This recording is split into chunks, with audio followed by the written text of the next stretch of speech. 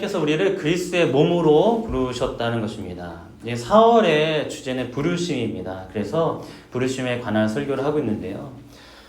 지난 설교를 통해서 구원의 그 서정 가운데 내가 예수님을 믿기 전부터 해서 예수님을 믿기 시작하고 쭉까지 하나님의 나라에 가기까지 그 구원의 서정 가운데 우리는 칭의라는 것에 대해서 나눴습니다. 칭의는 모든 것이 우리의 노력으로 되는 것이 아니라 하나님 전적인 은혜라는 것을 통해서 죄인인 우리가 죄를 용서받고 의롭다 여김을 칭함을 받은 것을 우리는 칭의라고 합니다. 그래서 그 다음에 하나님이 양자 삼아주셨다는 것이죠.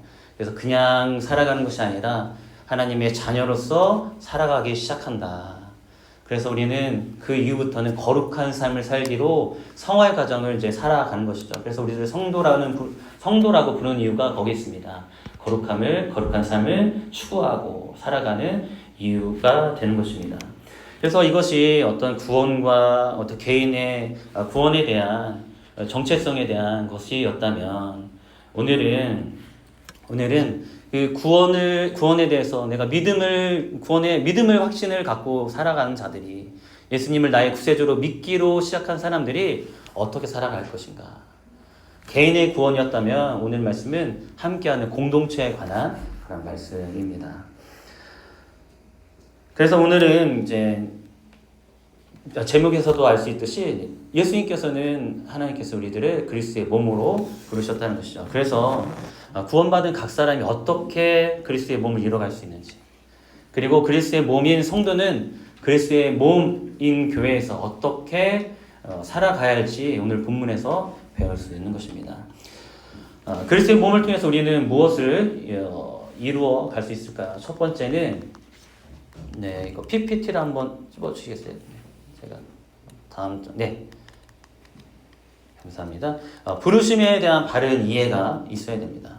본문 1절에서는 이렇게 얘기합니다. 그러므로 주 안에서 갇힌 내가 너에게 권하노니 너희가 부르심을 받은 일에 합당하게 행하여 라고 얘기합니다.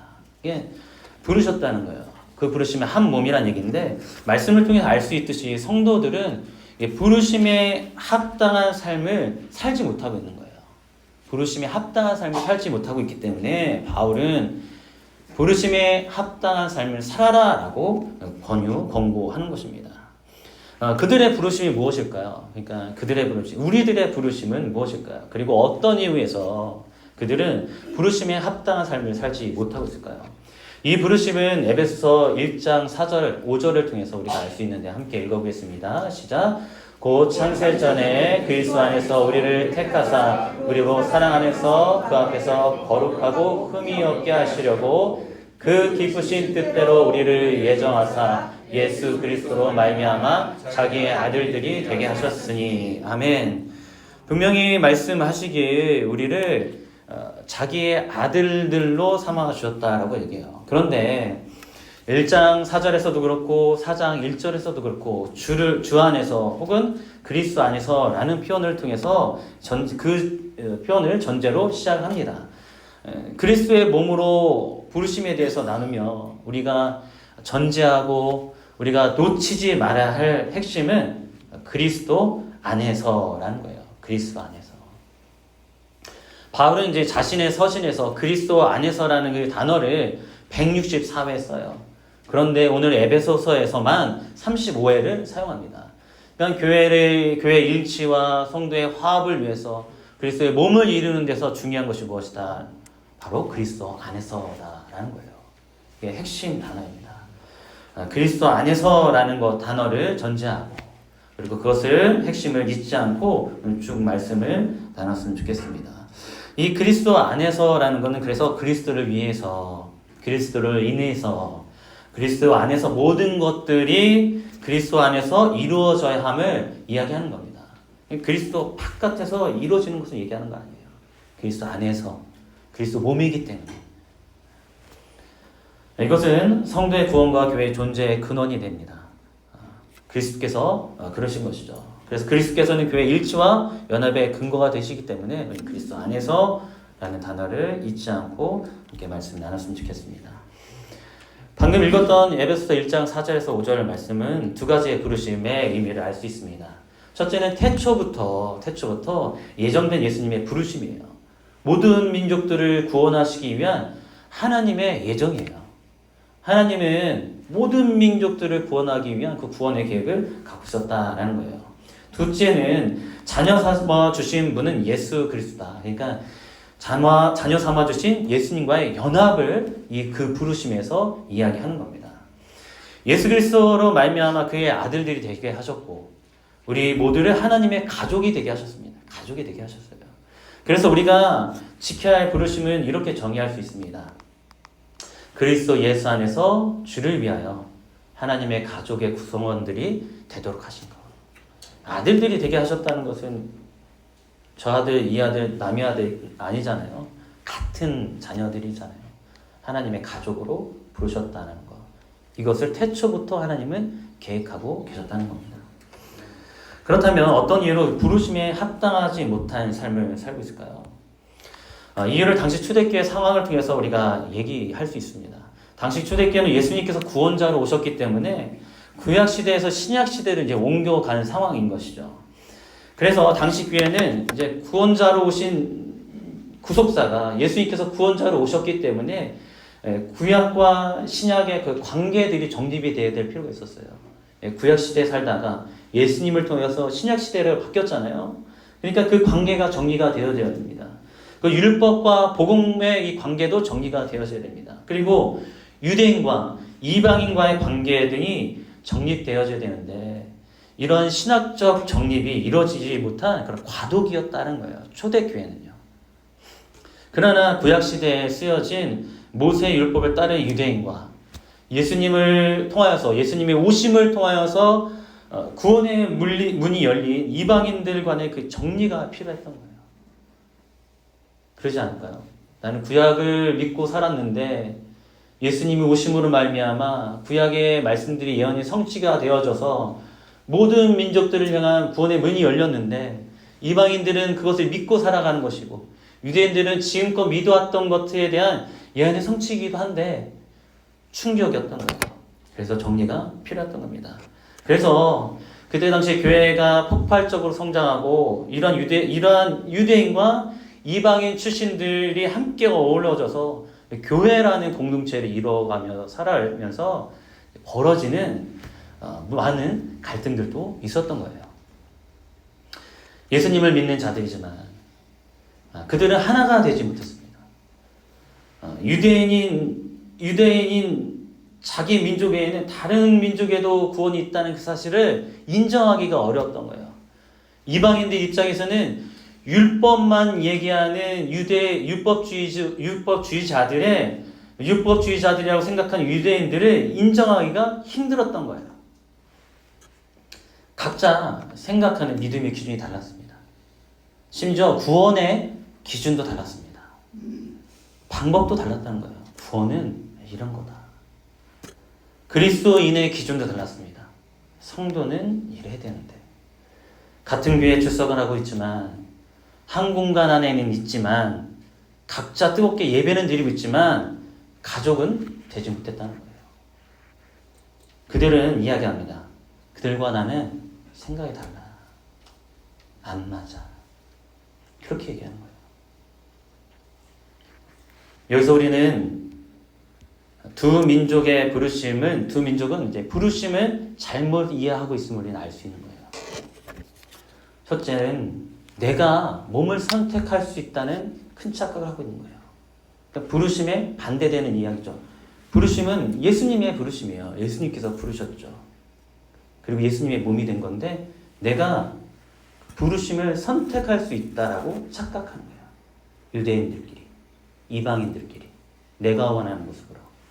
두 번째는 연합의 기준도 내가 정할 수 있다는 거예요.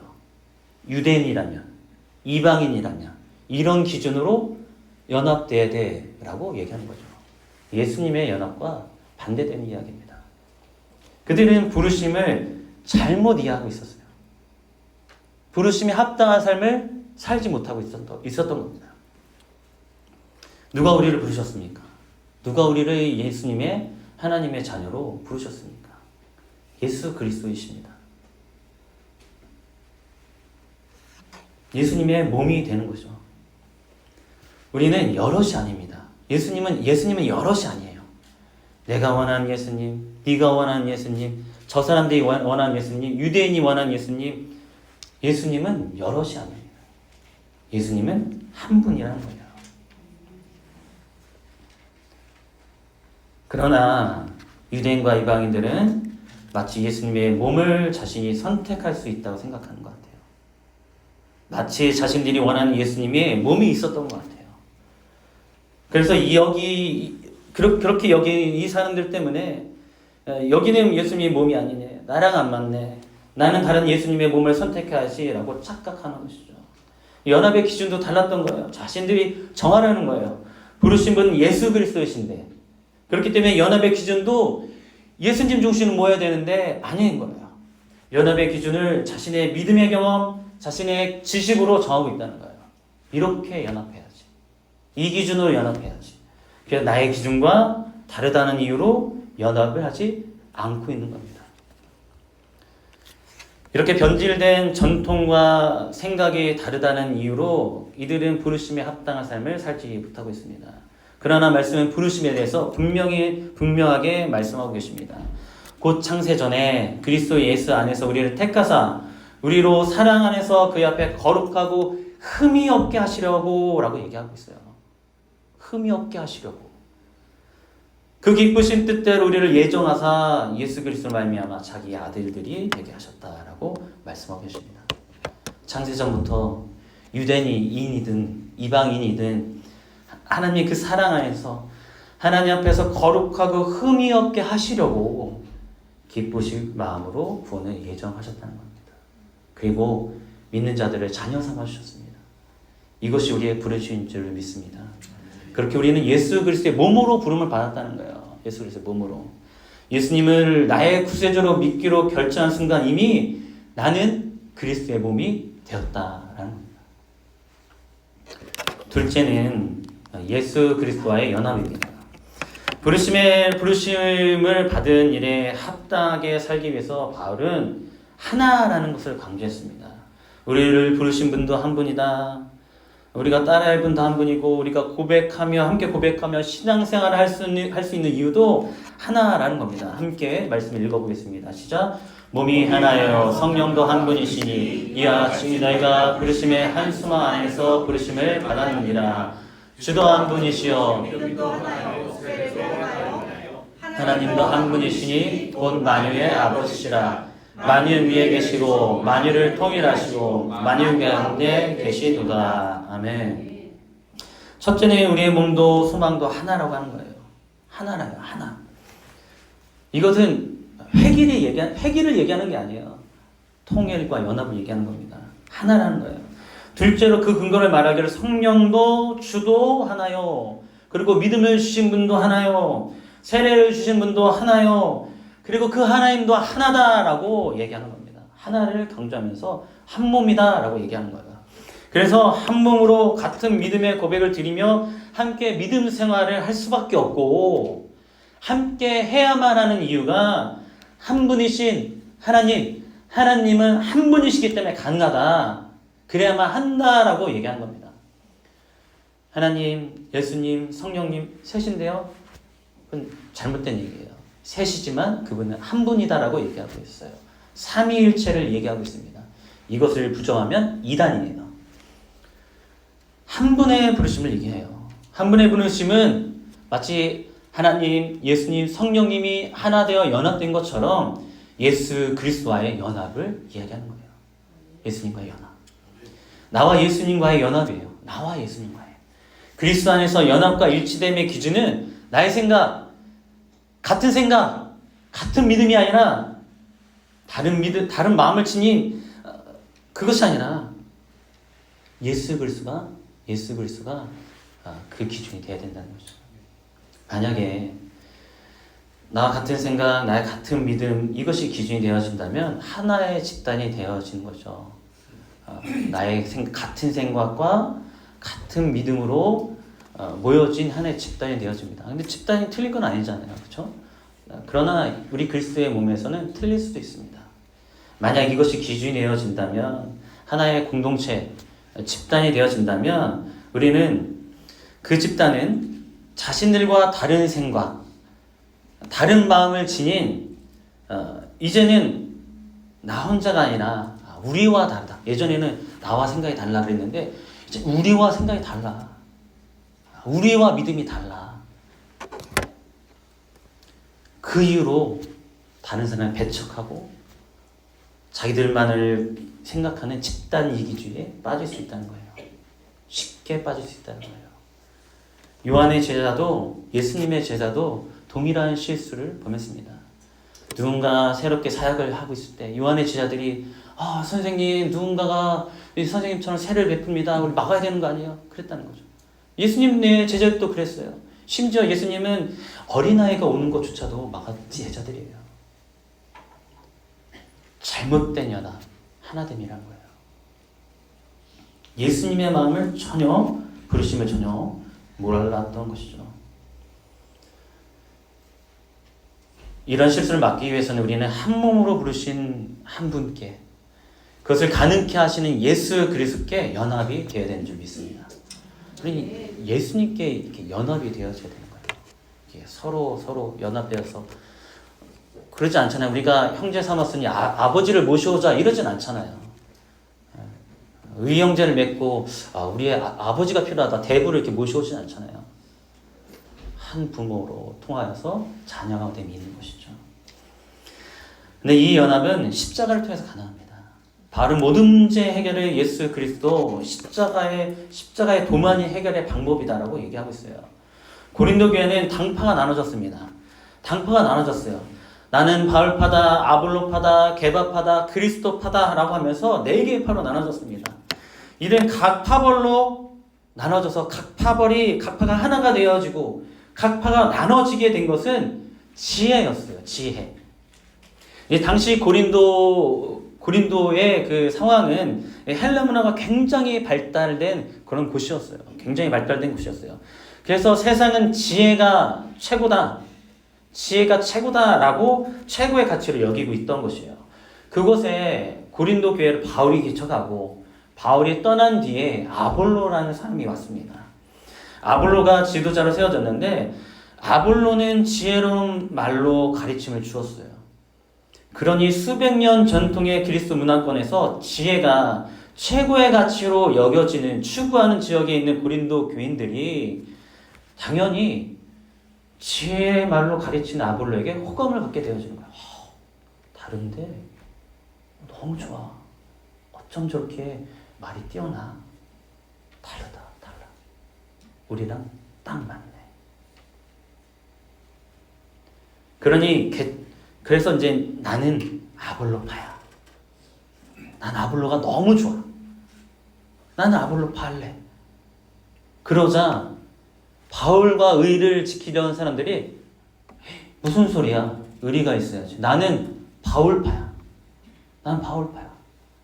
그러면서 바울파다, 아볼파다, 게바파다, 그리스도파다 하고 나눠지게 된 거예요. 자신들의 선호에 따라서 같은 생각으로 사람들이 당파가 나눠지게 된 것입니다. 정말 아볼로와 바울과 아무런 상관없이 그렇게 나눠지게 된 거예요. 아볼로와 바울의 의지와는 전혀 상관없습니다. 그들을 따르는 자들은 세상의 기준인 지혜, 자신들의 선호에 따라서 당파를 선택하고 결정했어요. 나는 이 파. 이 소식을 들은 바울은 이 문제를 해결하기 위해서 방법을 제시합니다. 함께 읽겠습니다. 시작. 그리스도께서 나를 보내심은 세례를 베풀게 하려 하심이 아니요 오직 복음을 전하게 하려 하심이로되 말의 지혜로 하지 아니하면 그리스도의 십자가가 헛되지 않게 하려 하심이라. 십자가의 도가 멸망하는 자들에게는 미련한 것이요 구원받는 우리에게는 하나님의 능력이라. 아멘. 여기에 모였던 사람이 딴소리 했을까요? 아니에요. 지혜를 통해서 십자가의 얘기를 했겠죠. 그러나 무엇을 더 가치에 두느냐라는 차이예요. 무엇에 우선순위를 두냐라는 차이예요. 바울이 지식이 없어서 내가 이 지혜는 말로 안 한 게 아니다라는 거예요. 내 지혜가 드러날까봐, 내가 예수님을 나 자신을 더 자랑할까봐 나는 십자가의 도로 얘기했다는 거예요. 이 십자가의 도가 미련한 것 같지만 이것이 진리다라고 얘기하는 거예요. 예수 그리스도의 복음만이 진리이다. 우리가 이것으로 하나가 되어야 된다. 지혜가 아니다. 당파를 나누지 말아라. 하나가 되자. 십자가를 하나가 되자. 바울이 그렇게 얘기하는 겁니다. 여러분, 하나의 그리스도의 몸을 이루는 것은 오직 예수 그리스도입니다. 우리를 구원하기까지 자기의 목숨을 아끼지 아니하시고 내어주신 그리스도의 십자가로 가능한 줄로 믿습니다. 예수 그리스도의 십자가에는 어떤 능력이 있습니까? 함께 읽겠습니다. 시작. 그는 우리의 화평의 심지라 들로 하나를 만드사 원수된 것 곧 중간에 막힌 담을 자기 육체로 모시고 법조문으로 된 계명의 율법을 폐하셨으니 이는 이 둘로 자기 안에서 한 세 사람을 지어 화평하게 하시고 또 십자가로 이 둘을 한 몸으로 하느님과 화목하게 하려 하심이라. 원수된 것을 십자가로 소멸하시고 또 오셔서 먼 데 있는 너에게 평안을 전하시고 가까운 데 있는 자들에게 평안을 전하셨으니 이는 그로 말미암아 우리들이 한 성령 안에서 하나님께 나아감을 얻게 하려 하심이라. 이게 십자가의 능력인 거예요.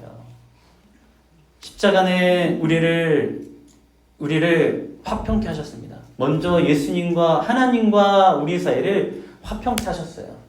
화목케 하셨어요. 그리고 둘로 된 것을 하나로 만드셨어요. 막힌 담을 하시면서 하나가 되게 하셨다는 거예요. 그리고 율법을 폐하셨어요. 워낙 이 얘기다 저 얘기다 하니까 아니라는 거예요. 예수님은 그래서 화평케 하셨어요. 십자가로 하나가 되게 하셨습니다. 그리고 평안을 전하게 하셨다는 거예요. 이게 십자가의 능력입니다. 바울이 얘기하는 것은 십자가뿐밖에 없다. 예수 그리스도밖에 없다라고 이야기하는 것입니다. 여러분 믿으십니까? 예수 그리스도밖에 없어요. 예수 그리스도밖에. 우리 몸도 소망도 하나입니다. 이것이 가능한 것은 성령도 주도 믿음도 세례도 하나님도 한 분이시기 때문인 줄 믿습니다. 여러분 부르심에 합당한 삶, 하나된 삶을 살기 위해서는 우리 안에 예수 그리스도의 십자가를 통해서 가능한 줄로 믿습니다. 세 번째로 하나 되게 하심을 힘써 지켜야 됩니다. 성령은 이미 우리를 한 몸이라고 하셨어요. 함께 읽겠습니다. 시작. 평안에 매는 줄로 성령이 하나 되게 하신 것을 힘써 지켜라. 하나 되기 위해서 힘써 지켜라가 아니라 성령님께서는 이미 하나가 되게 하셨다는 거예요. 하나가 되게 하셨다는 거예요. 예수님을 믿음으로 말미암아. 근데 나는 하나라고 얘기한다는 거죠. 웃긴 거죠. 그렇죠? 말씀은 이미 우리를 부르심을 통하여서 성령님께서 하나 되게 하심을 힘써 지키라고 하셨습니다. 그런데 여러분, 이 힘써 지킴은 우리만 한 것이 아니에요. 예수님께서도 이것을 위해 힘써 지켰다는 겁니다. 예수님께서 감람산에서 기도하실 때 그 기도는 순종과 고통의 기도였습니다. 예수님은 하나님의 부르심에 따라 순종하기 위해서 힘써 지켰음을 우리는 압니다. 누가복음 22장 42절에서 43절 말씀에 보면 42절 말씀에 보면 이르시되 아버지여 만일 아버지의 뜻이거든 이 잔을 내게서 옮기시옵소서. 그러나 내 원대로 마옵시고 아버지의 원대로 되기를 원하나이다 하시니 라고 말하고 있어요. 인간으로서 견뎌야 하는 그 사명과 순종의 무게가 굉장히 컸을 겁니다. 누가는 예수님의 기도의 모습을 이렇게 묘사한 거죠. 함께 읽겠습니다. 시작. 예수께서 힘쓰고 애써 더욱 간절히 기도하시니 땀이 땅에 떨어지는 핏방울같이 되라. 아멘. 힘쓰고 애써 간절히 기도했다라고 얘기해요. 하나님의 말씀에 순종하기 위해서. 그 순종의 말씀은 무엇이에요? 우리를 구원하기 위해 십자가에 못 박혀 죽는 거 아닙니까? 당연히 부활을 알고 계셨겠죠. 그런데도 하나님께서는 인간으로서 그 고통을 견디게 하셨다는 거예요. 예수님은 힘써 기도하면서 그 고통을 감내하셨다는 거예요. 우리를 위해서. 그 십자가를 세우기 위해서요. 하나님께서도 힘써 지키셨습니다. 예수님께서 십자가에 못 박혔을 때입니다. 3시라고 표현하는데 오전 9시쯤 된 거예요. 되어서 예수님께서 십자가에 못 박혔습니다. 그 적막 가운데 상상해보면 적막 가운데 예수님을 못 박는 소리만 흘렀을 것 같아요.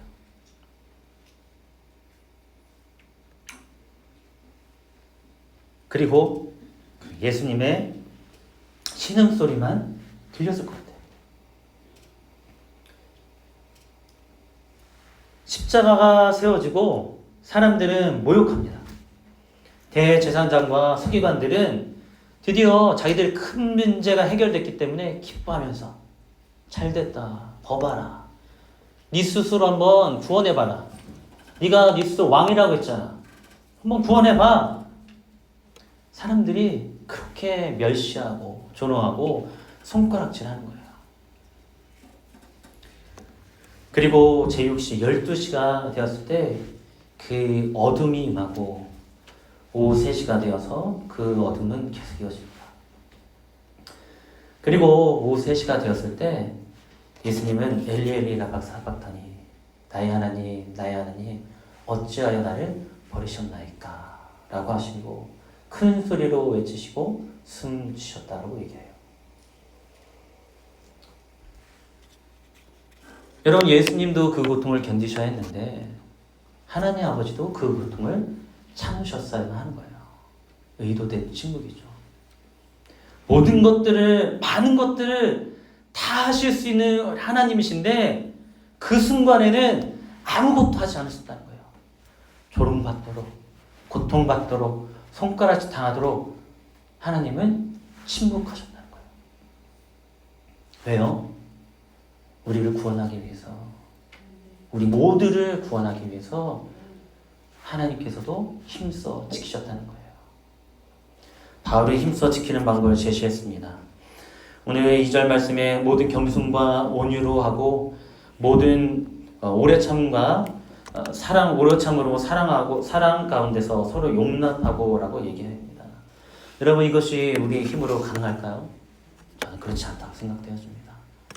하긴 해야 되겠지만, 명령을 따라야 되겠지만 우리의 힘으로는 가능하지 않습니다. 그래서 예수 그리스도 안에서, 그리스도 안에 있을 때 가능한 겁니다. 이 모든 겸손과 온유와 오래 참음과 사랑, 용납하는 것은 예수님께서 보여주신 거예요. 예수님의 성품입니다. 그것을 우리가 따르기 위해서는 예수 그리스도 안에 있어야 된다는 거죠. 그래서 여러분, 우리는 갈라디아 2장 20절 말씀 같은 고백이 있어야 되는 줄 믿습니다. 함께 읽겠습니다. 시작. 내가 그리스도와 함께 십자가에 못 박혔느니 그런즉 이제는 내가 사는 것이 아니요 오직 내 안에 그리스도께서 사시는 것이라.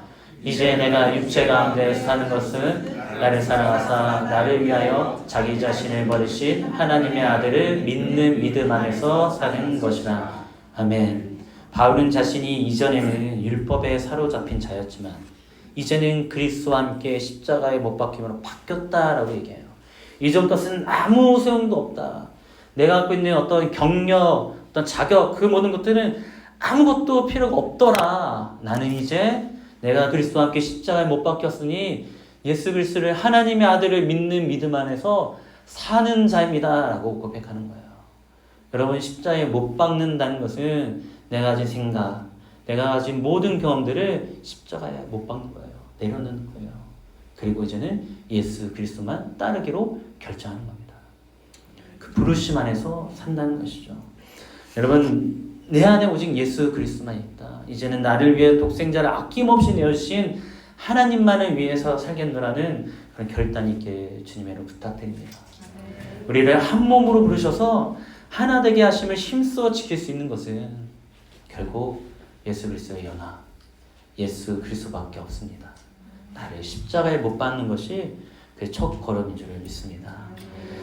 유대인과 이방인들은 한 공간에 있었지만 하나가 되지 못했습니다. 자신들의 기준이 달랐기 때문입니다. 예수님의 부르심과 예수께로 연합을 하지 못했던 것이죠. 부르심을 바로 이해하지 못했기 때문입니다. 그러나 하나님께서는 예수님의 몸으로 우리를 부르셨습니다. 머리 대신 예수님의 몸에 각 지체로 부르셨다는 거죠. 여러분 모두가 다 각 지체입니다. 그래서 이 오늘 본문 다음에 얘기하는 것이 은사에 관한 거예요. 지체로서 어떻게 해야 된다는 얘기입니다. 예수님 우리를 구원하시기 위해서 겸손하게 이 땅에 오셨고 온유하게 섬기셨습니다. 그리고 오래 참음과 사랑으로 우리를 용서하셨습니다. 그렇게 우리를 부르시고 아들 되게 하신 하나님은 참으심으로, 예수님도 참으심으로, 힘쓰고 애써 참으심으로 우리에게 구원의 길을 열어주셨다는 거죠. 그리고 그것을 믿는 우리들을 교회로 한 몸으로 만드셨습니다. 이미 만드셨다고 얘기해요.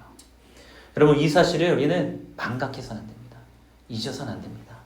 예수 그리스도 안에서 십자가의 능력으로 우리는 포기하지 않습니다. 우리는 그리스도와 몸과 하나님의 가족이라는 관계를 지켜가는 것입니다. 이것이 그리스도의 몸으로 부름받은 성도가 그 몸인 교회 안에서 살아가는 삶인 줄 믿습니다. 여러분 축복합니다. 예수 그리스도의 부르심대로 성령의 하나 되게 하심을 힘써 지키는 모두가 되시기를 주님의 이름으로 축원합니다.